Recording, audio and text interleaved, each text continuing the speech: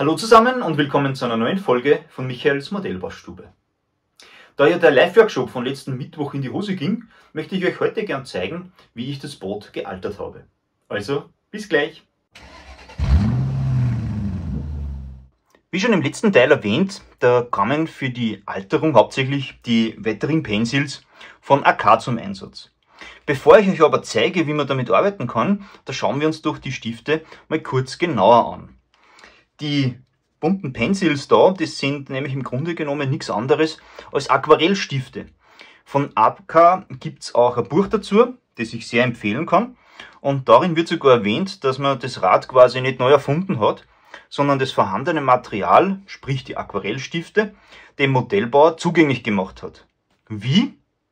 Indem man auf die Stifte draufschreibt, für was sie zu benutzen sind. So hat man da zum Beispiel Dark Rust, ne? Oder Medium Rust oder Dust Rain Marks und so weiter. Die Stifte, die gibt es als Komplettbox, aber auch in so kleine Sets mit je 5 Farben, die dann so für spezielle Effekte gemacht sind. Ich selber empfehle aber die Komplettbox, da ist man nämlich schön flexibel und je nachdem spart man sich auch den ein oder anderen Betrag. So, genug gelabert, jetzt geht's los. Das Modell, das sieht nach der Behandlung mit den Stiften mittlerweile so aus. Also das ist die eine Seite und da haben wir die andere Seite. Es gibt da Rost, wir haben ein bisschen Algen und sonstige Witterungsspuren. Ganz so ranzig möchte ich das Modell aber dann auch nicht machen, daher wird da jetzt nicht mehr so viel dazukommen. Jo, und ihr erinnert euch sicher noch an dieses Teststück und an dem zeige ich euch heute, wie ich da was gemacht habe. Anfangen möchte ich mit dem Rost. Theoretisch gibt es 4 Arten, um diese Stifte anzuwenden. Man kann direkt trocken auf die Oberfläche gehen, man kann den Stift vorher anfeuchten, es ist aber auch möglich, die Farbe mit einem nassen Pinsel direkt vom Stift zu nehmen und zu verarbeiten, oder man nimmt mittels Schleifpapier die Pigmente runter vom Stift, also man ruppelt da einfach drüber, dann kriegt man da so ein schönes Pulver und das kann man dann auch trocken oder nass verarbeiten. Ich selber arbeite am liebsten mit dem Pinsel, den ich anfeuchte. Und daher starten wir da jetzt mit dem Dark Rust. Ja? Ich nehme da meinen Pinsel, ich habe da ganz einen feinen Pinsel und den mache ich jetzt einmal feucht und dann nehme ich mir da die Farbe vom Stift. Und je stärker ich den Effekt halt haben möchte, desto mehr oder weniger Wasser brauche ich halt. Ich nehme da jetzt einfach mal, dass ich da mal eine schöne Farbe habe und dann kann ich das da auftragen.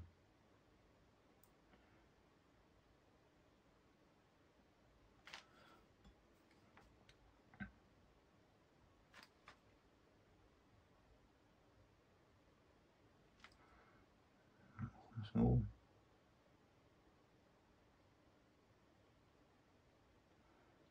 So.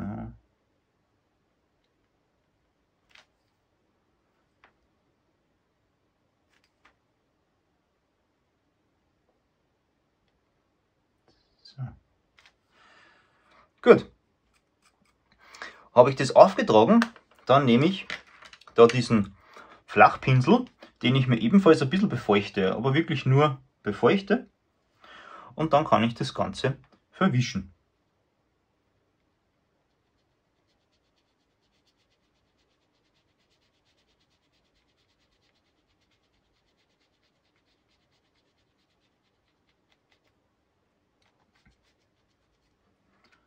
Das ist jetzt alles ein bisschen quick and dirty da. Und da wieder, je stärker ich den Effekt haben möchte, desto weniger verwische. Ja. Man kann hier eigentlich gar nichts falsch machen, weil gefällt mir der Effekt nicht, dann nehme ich einfach ein nasses Stück Papier, also nasses Papier, da jetzt ein Haushaltspapier, so, mache das nass und schwupps, weg ist das Ganze. Somit kann ich direkt am Modell üben, ohne gleich in Panik zu verfallen, sollte was daneben gehen. So, jetzt trage ich da aber nur mal ein bisschen was auf.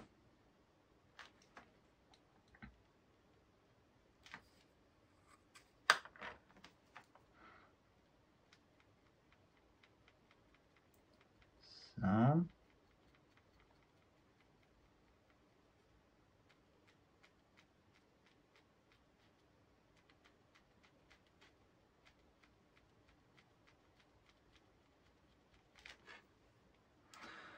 So, da fällt mir gerade ein, der Hersteller empfiehlt, die Farben primär auf rauen Oberflächen anzuwenden, da die Pigmente so besser haften.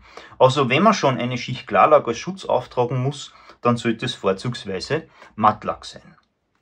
So, und in der Zwischenzeit, ja, da wo ich jetzt ein bisschen geredet habe, da ist die Arbeit auch schon trocken. Jetzt, ich kann da mit dem Finger drüber gehen, das ist schon angetrocknet. Und so kann man jetzt elegant weiterarbeiten. Und dieses Mal nehme ich da das Medium Rust, kommt das zum Einsatz, und da das gleiche wieder. Da nehme ich zuerst die Farbe mit dem Pinsel auf.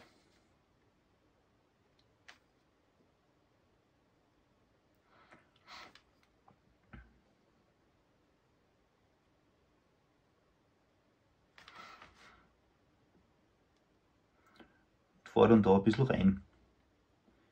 Je nachdem, wie ich halt den Rosteffekt darstellen möchte. Ihr wisst ja, Rost ist ja immer ein bisschen so eine Sache bei den Modellbauern. Aber da gibt es ja fast kein richtig und kein falsch. So, und dann nehme ich da wieder den Flachpinsel, der ist immer noch feucht. Und dann verblende ich das Ganze wieder.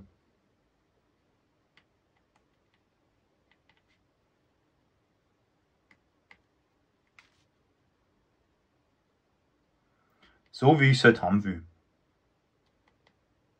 Und wie gesagt, wenn es mir nicht gefällt, dann wische ich es einfach wieder weg.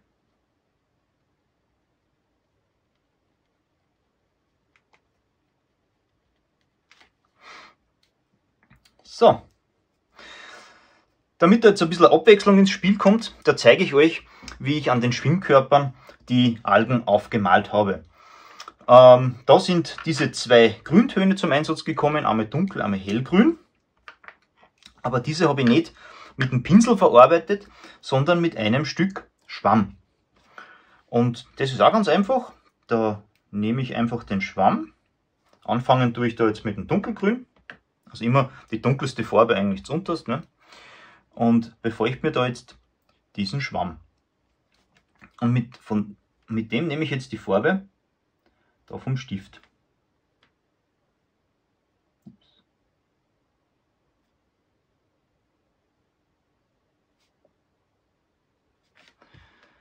So. Dann kann ich das Ganze da jetzt auftupfen.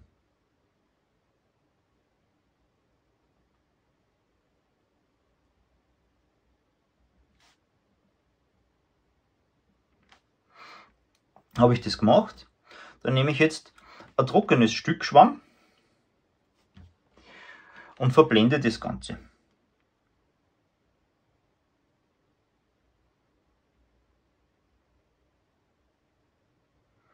Eben da wieder so, wie ich es gerne hätte. Desto stärker, dass ich da drüber gehe, also desto mehr Farbe ich da wieder wegnehme, desto mehr verschwindet der Effekt und so weiter. So, jetzt habe ich da ein bisschen grün drauf. Ja, hoppala. Und wie vorhin schon erwähnt, trocknet das Ganze relativ schnell. Ja. Das heißt, ich kann jetzt da mit dem hellen Grün schon wieder weiterarbeiten. Und das helle Grün, das könnte ich jetzt auch mit dem Schwamm auftragen. Ich möchte euch aber noch zeigen, wie man mit den Stiften direkt auf der Oberfläche arbeitet. Und dazu befeuchte ich mir ganz einfach die Spitze da vom Stift. So. Und tupfe mit dieser jetzt die Farbe auf.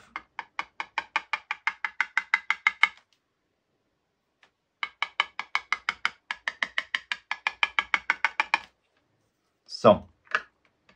Und zum Verblenden, da nehme ich auch wieder das trockene Stück Schwamm und verblende es jetzt einfach.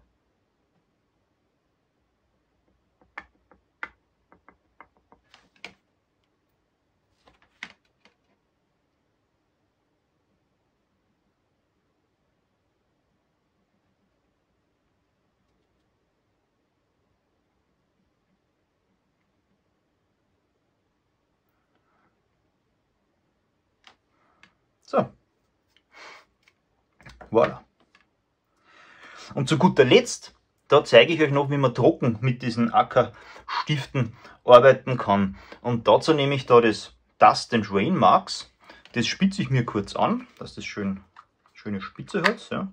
Das sind ja einfache Stifte, das heißt mit einem Otto Normalspitzer kann man das anspitzen. So.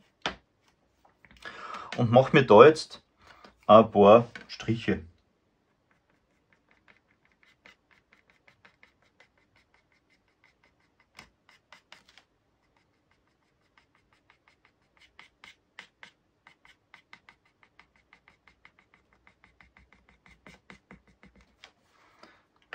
So.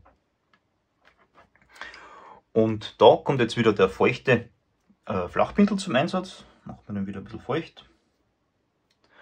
Ja, und mit dem kann ich diese Spuren jetzt verwischen.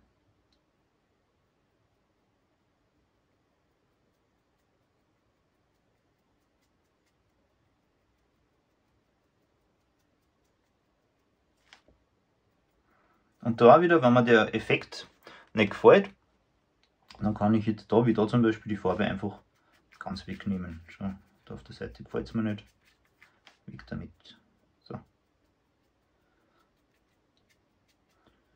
Und wenn es beim ersten Mal nicht richtig gut ausschaut, dann gehe ich einfach noch einmal drüber. Kann ja jetzt theoretisch da noch mal drüber gehen. Und ich denke, ja, da brauche ich noch ein bisschen Farbe. Nehme wieder den Pinsel und verblende das Ganze.